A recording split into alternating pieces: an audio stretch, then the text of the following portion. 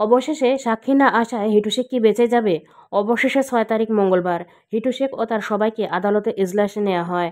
কিন্তু আসিয়ার গুরুত্বপূর্ণ দুইজন সাক্ষী কেন এলেন না? এটা নিয়ে বিশেষ তোড়জোড় চলছে। অনেকেরই মনে প্রশ্ন, তবে কি হিটু শেখ বেঁচে যাবেন? দেশবাসীর এ প্রশ্নের উত্তর দিয়েছেন পিপি। তিনি বলেন, সাক্ষীর শেষ বলে কোনো কথা নেই।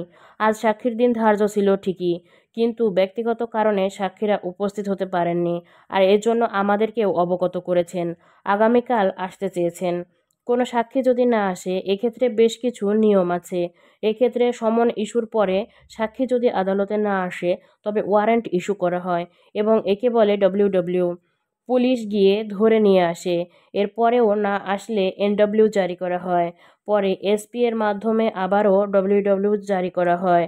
পরে ডিআইজি, আইজি এবং স্বরাষ্ট্র মন্ত্রণালয়ের মাধ্যমে পাঠাবেন।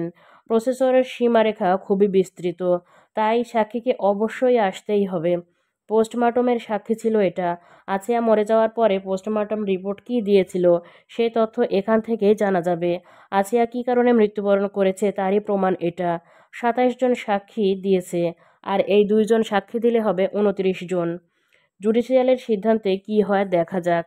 মাগুরার আসিয়া ঘটনার ২ জন সাক্ষী আজ সাক্ষ্য দিতে না আসায় ২ চিকিৎসককে গ্রেপ্তারি পরোয়ানা জারি করা হয়েছে। মঙ্গলবার সকালে সাক্ষ্য গ্রহণের দিন থাকলেও সাক্ষ্য গ্রহণ না হওয়ায় বুধবার সাক্ষ্য গ্রহণের দিন ধার্য করা হয়েছে। আর এই ২ চিকিৎসকের বিরুদ্ধে অজামিনযোগ্য গ্রেপ্তারি পরোয়ানা জারি করেছে আদালত। গত ৬ মার্চ নিজ নান্দোয়ালি গ্রামে নিজ বোনের শ্বশুর আসিয়াকে ধর্ষণ করে হত্যার চেষ্টা করে।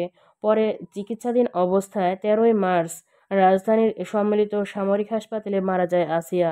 এ ঘটনায় তার মা বাদী হয়ে মামলা করেন। পরে ৩০ এপ্রিল অভিযোগ গঠনের মধ্য দিয়ে বিচারকার্য শুরু হয়। দেখা যাক বুধবার কি হয়। তো ভিউয়ার্স, আপনার কি মনে হয়, সাক্ষীরা কি সাক্ষী দিতে আসবে নাকি আসবে না, নাকি হিটু শেখ বেঁচেই যাবে? আপনার মতামতটি কমেন্টে জানান।